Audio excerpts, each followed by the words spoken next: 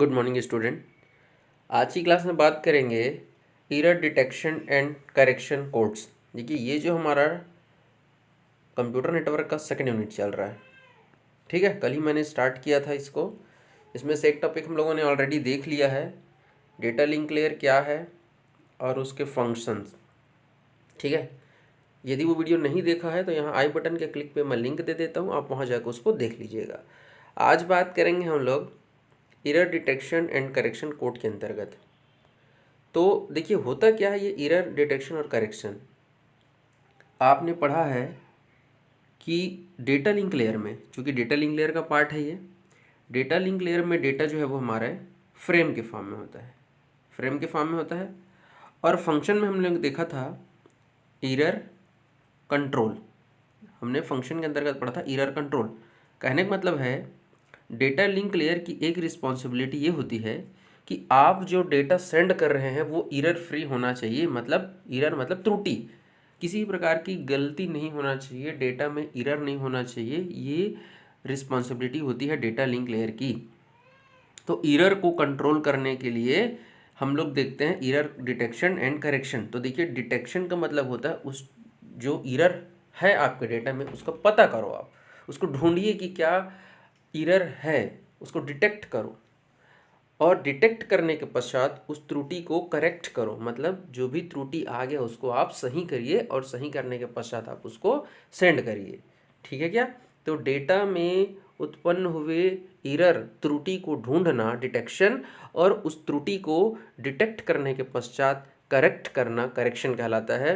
तो आज की क्लास में देखेंगे हम लोग टोटल, अभी मैं बताऊंगा कि ये 3 प्रकार का होता है, जिसमें से पहला टाइप हम लोग पढ़ने वाले हैं आज की क्लास में चेकसम। तो एरर डिटेक्शन और करेक्शन के अंतर्गत हम जो है देखने वाले हैं आज एक डिटेक्शन टेक्निक, पहला डिटेक्शन टेक्निक जिसका नाम है चेकसम। क्या कहते हैं उसको?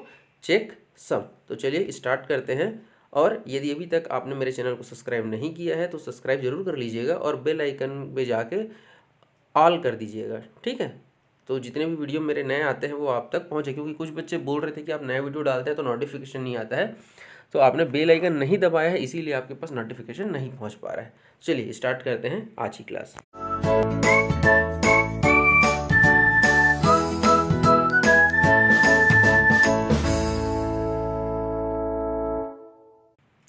हमारे सिलेबस के हिसाब से हमें 3 करेक्शन कोड पढ़ना है या करेक्शन टेक्निक भी कह सकते हैं। एक आज मैं बताऊंगा चेकसम, दूसरा है आपका सीआरसी जिसे साइक्लिक रिडंडेंसी चेक कहते हैं, और थर्ड आपका हेमिंग कोड है। तो देखिए जैसा कि आप लोगों को मैंने फॉर्मेट बताया हुआ है कि एग्जाम किस का जो पैटर्न है कैसा क्वेश्चन आता है। तो बेटा एक क्वेश्चन आता है 2.5 नंबर का और एक क्वेश्चन आता है आपको 7.5 नंबर का। मतलब देखिए दो फॉर्मेट है। 2.5 नंबर का आपका 10 क्वेश्चन आता है और 7.5 नंबर का जो है आपके हर यूनिट से जो है 2 क्वेश्चन आता है, ठीक है। तो यदि 2.5 नंबर का क्वेश्चन आएगा आपका तो कोई भी एक पूछ देगा आपसे कि एरर करेक्शन टेक्निक के अंतर्गत आप चेकसम को एक्सप्लेन करिए, ये सीआरसी को एक्सप्लेन करिए या हेमिंग कोड को एक्सप्लेन करिए करके। और यदि आपसे 7.5 नंबर का क्वेश्चन पूछा जाता है तो आपको तीनों को बताना रहेगा, चेकसम भी, सीआरसी भी और हेमिंग कोड भी। तो जैसे 7.5 नंबर का क्वेश्चन आएगा तो आप क्या करिए, तीनों को सबसे पहले आप एक एक एग्जाम्पल देकर समझाइएगा। थ्योरी वहाँ पे आप नहीं भी लिखेंगे तो चलेगा, क्योंकि आपको थोड़ा सा थ्योरी जो है मेन जो टॉपिक है आपका एरर डिटेक्शन और करेक्शन उसको बताना रहेगा। और यदि 2.5 नंबर का क्वेश्चन आता है तो आप पहले उदाहरण बताइए फिर उसको थोड़ा सा एक्सप्लेन कर दीजिएगा। मैं वीडियो में थ्योरी और एग्जाम्पल दोनों बताऊंगा, बट आपको फोकस करना है एग्जाम्पल पर।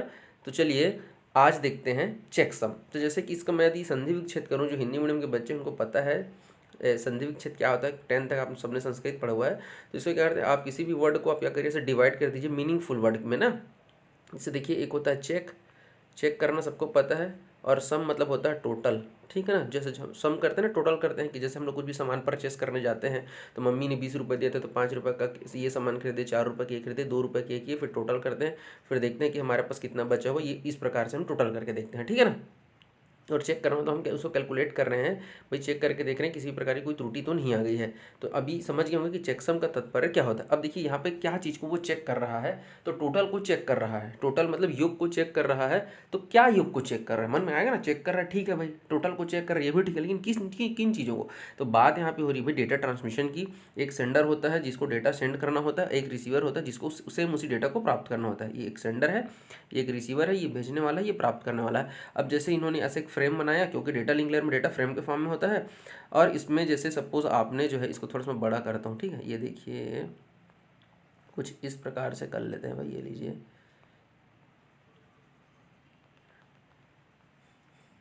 चलिए ये देखिए, ये मैं इसको ऐसे डिवाइड कर देता हूँ। इधर मैं ऐसा हेडर और टेलर ये मैंने पहले बताया हुआ है, यदि इससे पहला वाला वीडियो नहीं देखा तो आप देख लीजिएगा।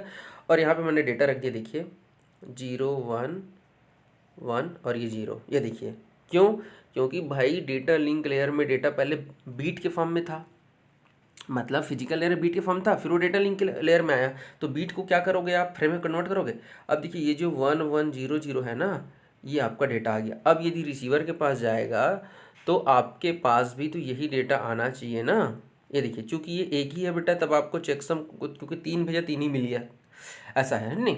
अब देखिए आप जैसे यहाँ पे देखिए, ये पहले आपको क्या करना पड़ेगा, चेकसम में इसको आपको कन्वर्ट करना पड़ेगा, ये डायरेक्ट जाएगा नहीं, इसका आपको क्या करना पड़ेगा, चेकसम जनरेट करना पड़ेगा। तो इसका चेक ये क्या है पता है आपको, ये है बेटा आपका 5 है, ये क्या है ये, अच्छा नहीं देखिए इसको मैं कैसे कन्वर्ट करते हैं बाइनरी को डिजिटल में, उसको मैं आपको कन्वर्ट करने का आपको तरीका बता देता हूँ। तो देखिए ये जो है ना आपका, ये है आपका, मैं आपको एक टेक्निक बता देता हूँ, चलिए उसके बाद मैं इस एग्जांपल को फिर से ले लेता हूँ।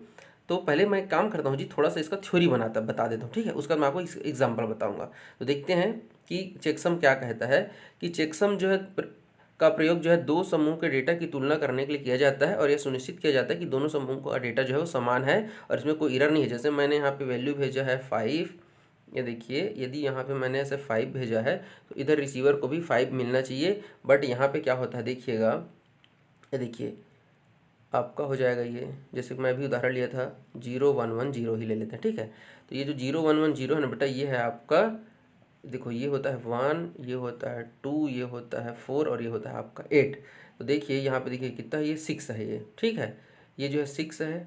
अब इधर रिसीवर एंड पे जाएगा। अब आप लोग कहेंगे ये क्या आपने कोड लिखा है सर करके, मैं बता रहा हूँ, बस थोड़ा सा आप पेशेंट रखिए, अपना धैर्य को बनाए रखिए। इधर भी आपका क्या होना चाहिए, 0 1 1 ऐसे 0 आना चाहिए। ये आपने सेंड किया है और ये रिसीवर के पास भी ऐसे पहुँच गया भाई 6। तो ये देखिए वो चेक करेगा कि हाँ भाई ये आपने सही डेटा भेजा, इसमें किसी प्रकार की त्रुटि नहीं है। अब यहीं पे देखिए एक आध बीट को मैं चेंज कर देता हूँ, सपोज करते हैं ये यहाँ पे जो आपका बीट है वो चेंज हो जाके जो 0 है वो 1 हो जाता। तो बेटा अब ये जो वैल्यू है ना रे, वो 6 नहीं रहता, अब ये जो वैल्यू है वो कितना हो जाता है, ये 7 हो जाता। तो देखिए आपने 6 भेजा था और यहाँ पे 7 हो गया। या उसी प्रकार से हम ऐसा कहें कि आपने जो भेजा हुआ है, ये देखिए मैं क्या करता हूँ, इसको भी मिटा देता हूँ, ठीक है। ये देखो 0 1 हो गया। या हम इसी को कहें कि देखिए आप, मैं पूरा बीट को चेंज करके दिखा रहा हूँ आपको, 1 0 0 1, देखो जहाँ पे वो 0 है वो 1 हो गया, जो 1 है वो 0 हो गया। तो अब ये जो वैल्यू है ना, अब ये जो वैल्यू है बेटा वो 6 नहीं रह गया, अब ये जो वैल्यू है वो कितना हो गया, ये 9 हो गया। देखिए आपने 6 भेजा था वो 9 हो गया। मतलब देखिए आप जैसा डेटा भेज रहे हैं सेम वैसा डेटा उसको नहीं मिल रहा है, मतलब कहीं ना कहीं उसमें एरर है। तो समझिए क्या, जब सेंडर रिसीवर को डेटा सेंड करता है तो एक पक्ष है भेजने वाला, दूसरा है प्राप्त करने वाला। तो जो डेटा सेंडर ने भेजा है यदि वही सेम डेटा यदि उसको नहीं मिल रहा है, मतलब उसमें त्रुटि है। और उसी चीज़ को डिटेक्ट करने और करेक्शन करने के लिए हम लोग एरर डिटेक्शन और करेक्शन पढ़ते हैं। और ये एक प्रकार का डिटेक्शन टेक्निक है चेकसम, जो पता लगाता है कि डेटा में किसी प्रकार का एरर तो नहीं है। क्लियर है क्या।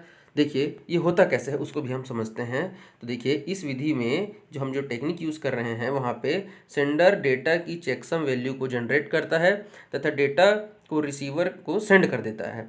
उसके बाद रिसीवर उस डेटा को रिसीव करने के पश्चात इसी तरह से कैलकुलेशन करता है और चेकसम वैल्यू को जनरेट करता है। यदि दोनों वैल्यू मैच होता है, जैसे मैंने अभी उदाहरण आपको बताया, तो ये कंफर्म हो जाता है कि डेटा का ट्रांसमिशन सही तरीके से हुआ है और इसमें किसी प्रकार का त्रुटि नहीं है।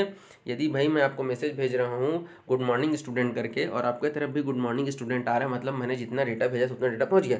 यदि मैं आपको गुड मॉर्निंग स्टूडेंट भेज रहा हूँ और आपके पास गुड मॉर्निंग बस पहुँचा या स्टूडेंट पहुँचा, मतलब पूरा का पूरा इन्फॉर्मेशन या जो मैसेज है वो आप तक नहीं पहुँच रहा है, मतलब उसमें किसी प्रकार की एक त्रुटि है।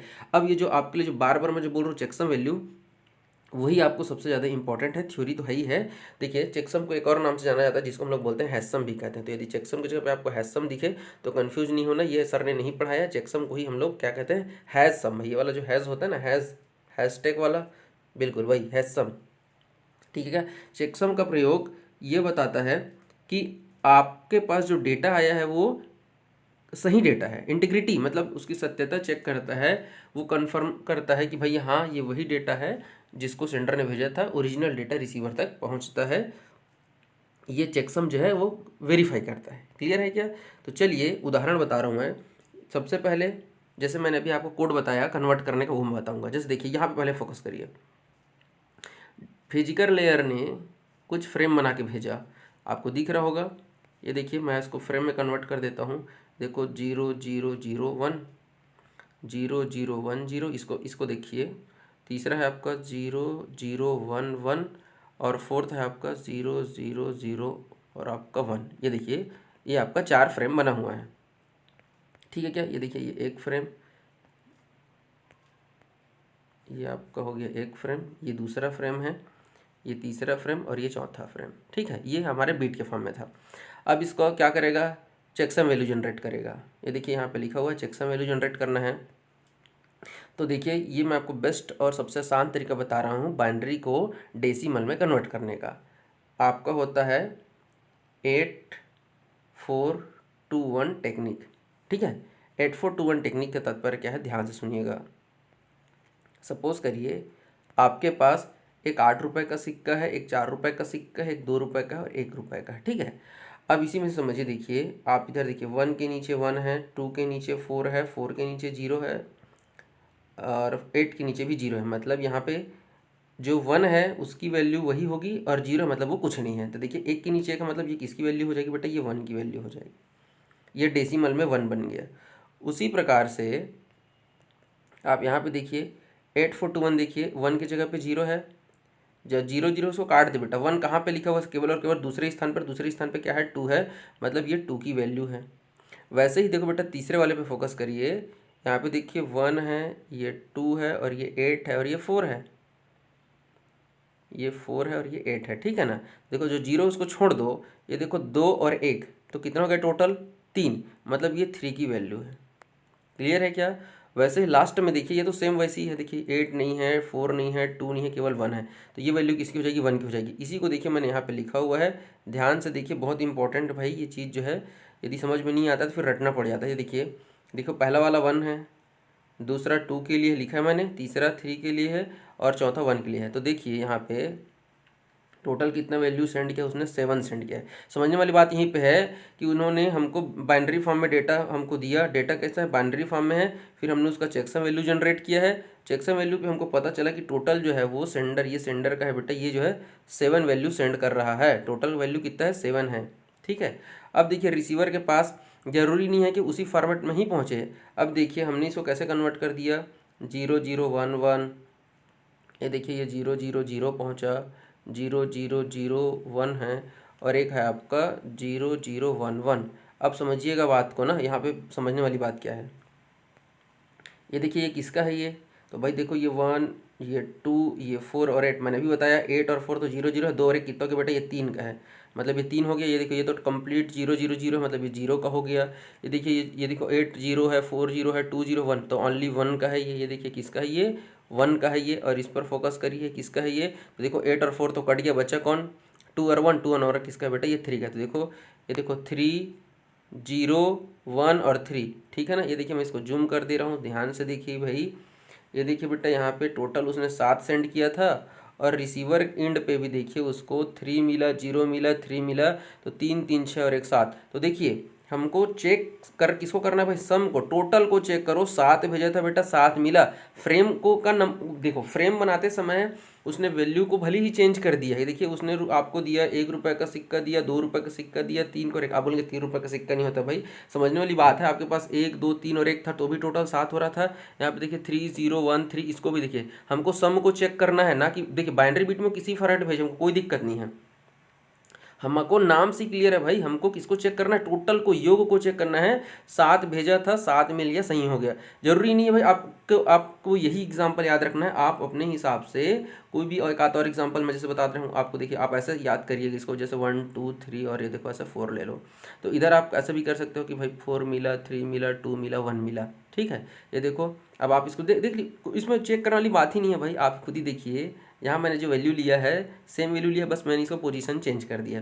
4 3 7 2 9 और एक 10, इधर भी 10 इधर भी 10 आ जाएगा। अब इसको सिर्फ बाइनरी में कन्वर्ट करना है, तो देखो 1 है, मतलब 1 रुपये बस को इनेबल करो, बाकी सबको आपको ऐसे जीरो कर देना है।